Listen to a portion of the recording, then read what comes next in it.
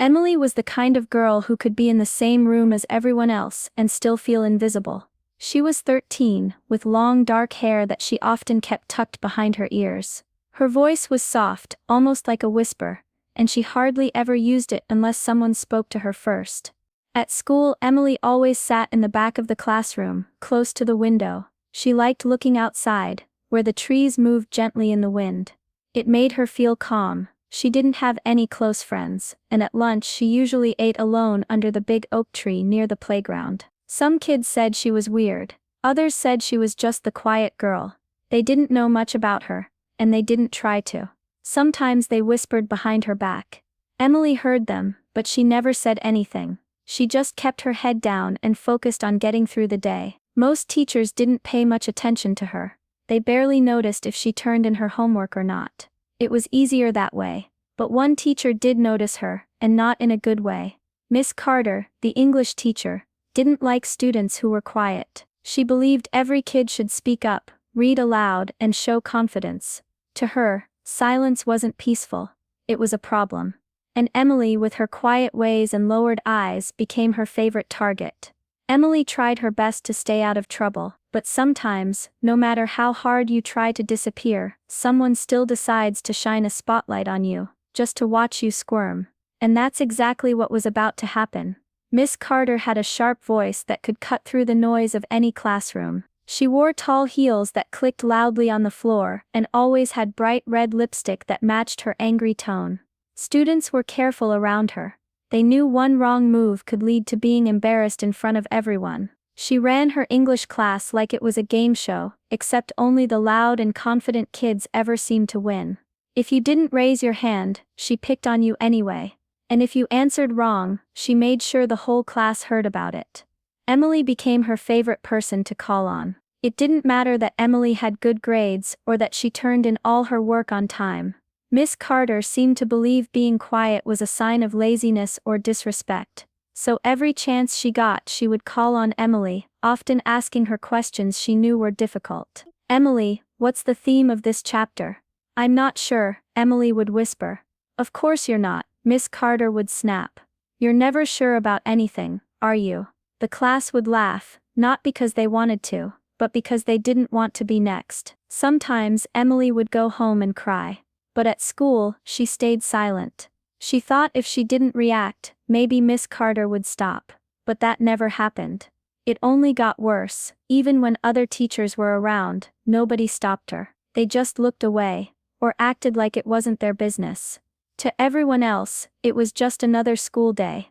To Emily, it felt like a battle she never asked to fight. It was a rainy Thursday morning when it happened. Miss Carter had assigned group presentations on classic novels. Emily's group had chosen Of Mice and Men, and she had written her part carefully. She stayed up late practicing it in front of her mirror, whispering the lines to herself over and over. But when it was her turn to speak in front of the class, her mind went blank.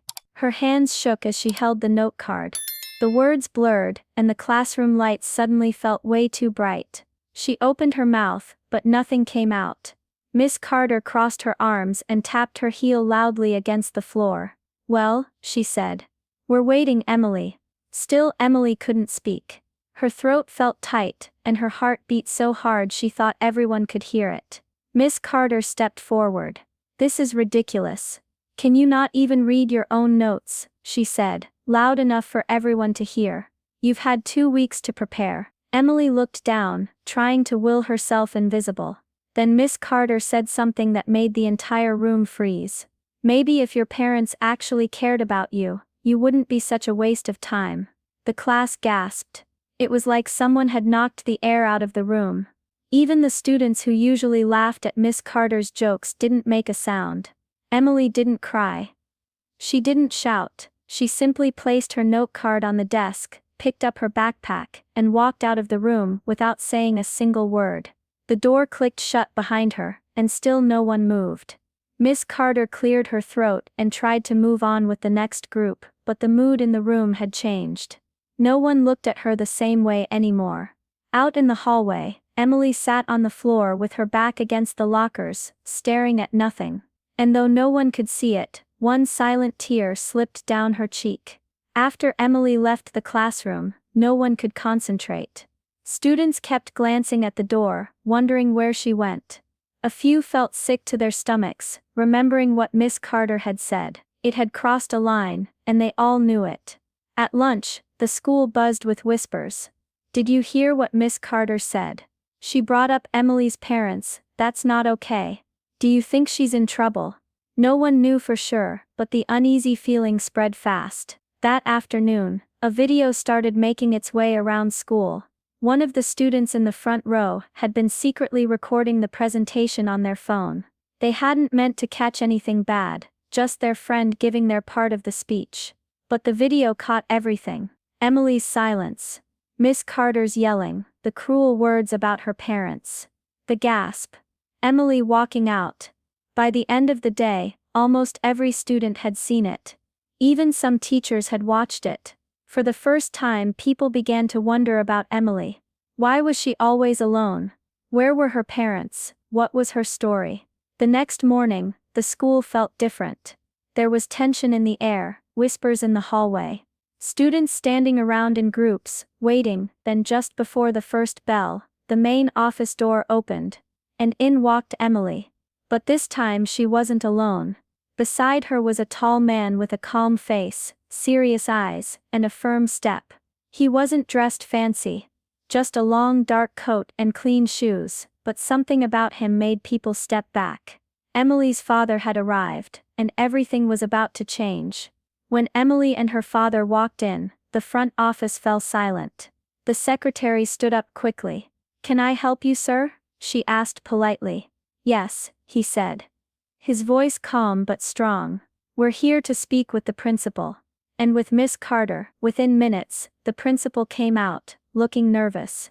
He shook Emily's father's hand, and led them to his office. Whispers spread down the hallway, like wildfire. "Is that her dad? He doesn't look mad, but kind of scary. I bet he's gonna sue the school." A few teachers peeked out of classrooms, as the tall man passed by. He didn't look angry. He looked focused, like someone used to solving problems that mattered. Not long after, an announcement came over the loudspeaker. "Attention students and staff, please report to the auditorium for an important assembly." Students poured in, buzzing with questions. What was going on? Why now? On the stage stood the principal, Miss Carter, and Emily's father. Emily sat quietly in the front row. The room slowly filled until it was packed. The principal stepped forward, and cleared his throat. "Before we begin our planned announcements, there's something that must be addressed. Mr. Walker, would you like to speak?" Emily's father walked up to the microphone. His voice was quiet, but everyone listened. "My name is Daniel Walker," he said. "I'm Emily's father." He paused, letting that sink in. "Yesterday something happened in this school that should never happen to any child. A teacher, someone in a position of trust, humiliated my daughter in front of her classmates. Not because she did anything wrong, but because she's quiet." Students looked around uncomfortably. "What most of you don't know," he continued, "is that Emily has been through more than many adults. She lost her mother 2 years ago.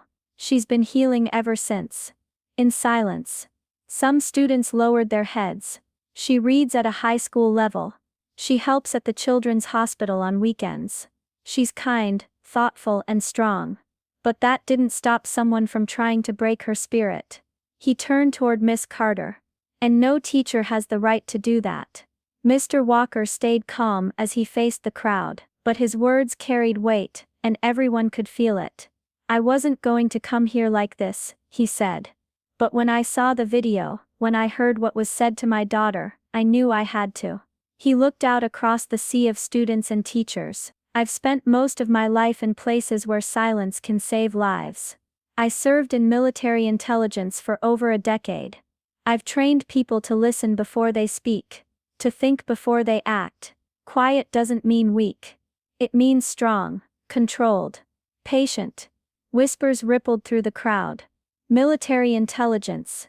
People were starting to understand that Emily's father was someone important, and dangerous, if pushed. "But this isn't about me," he continued. "It's about a child who was judged not by her actions, but by her silence. My daughter doesn't shout to be heard. She doesn't fight back when she's mistreated. But that doesn't mean she should be ignored, or shamed. He turned toward the staff now. Schools are meant to protect kids, not break them. And yet, not one adult stepped in. Miss Carter shifted uncomfortably on stage. Her arms were crossed tightly. But her face had lost its usual sharpness. For once, she had nothing to say. Mr. Walker looked at her directly. You didn't just attack a student. You attacked a child who's been doing everything she can just to get through the day. Silence filled the auditorium. No one moved. Some students were tearing up. Others just stared, stunned. Then, without raising his voice, Mr. Walker finished. Emily doesn't need to speak louder. The world needs to listen better. The room exploded into applause. It wasn't loud at first, just a few students clapping slowly. But then it grew, louder and louder, until even some teachers were on their feet. Miss Carter said nothing. The principal returned to the mic. His voice was shaky as he spoke. Miss Carter will be placed on leave while we investigate this matter. On behalf of the school, we offer our deepest apology to Emily and her family. Emily didn't smile. But for the first time in a long time, she felt seen. The next few days at school didn't feel the same. Miss Carter didn't return to class. A substitute took over her lessons, and the students noticed the difference immediately. Not just because things were quieter, but because the air felt lighter, safer. The principal followed through on his word. A formal investigation began, and the district sent out a letter to every family, explaining what had happened without naming Emily. Still, everyone knew. And for once, they weren't gossiping, they were reflecting. Students who used to ignore Emily started smiling at her in the halls. A few even said hi, awkwardly at first, like they weren't sure how to act. Some left notes on her desk that said things like, "You didn't deserve that," or "You're stronger than all of us." One teacher, Miss Patel from science, sat next to Emily at lunch one day, and simply asked how she was doing. It was the first time an adult at school had done that in years. A week later, the school started a Kindness Week campaign. Posters were hung up reminding students to speak kindly, listen carefully, and stand up for one another. But the biggest change came from Emily herself. She didn't suddenly become popular. She didn't start raising her hand in class, but she started something small, a book club for quiet students. Just a few kids at first, meeting in the library during lunch, reading and talking in soft voices. It was her way of creating space for others like her. Emily still liked sitting by the window, still liked listening more than speaking. But now, when people looked at her, they didn't see a shadow, they saw a light. A quiet one. But bright just the same. Emily never told anyone what it felt like that day, when she walked out of class, not even her father. But she remembered every second. The silence. The shame. The weight in her chest, and she remembered the moment everything changed. Not because someone stood up for her, but because someone finally saw her, truly saw her, not as the quiet girl, but as a whole person. After that, Emily didn't become loud or outgoing. She didn't need to. She still read books alone. Still spoke softly. Still preferred writing her thoughts, instead of shouting them out. But something inside her had shifted. She held her head a little higher, walked a little steadier. And when she spoke, even just a few words, people listened. Not out of fear, but respect. Her classmates never forgot what happened. Not because of the drama or the video, but because they saw strength in someone they used to overlook. And Emily. She kept going. Quietly, gently. But always forward. Because sometimes the strongest voices aren't the loudest. They're the ones that stay steady. Even when the world tries to silence them.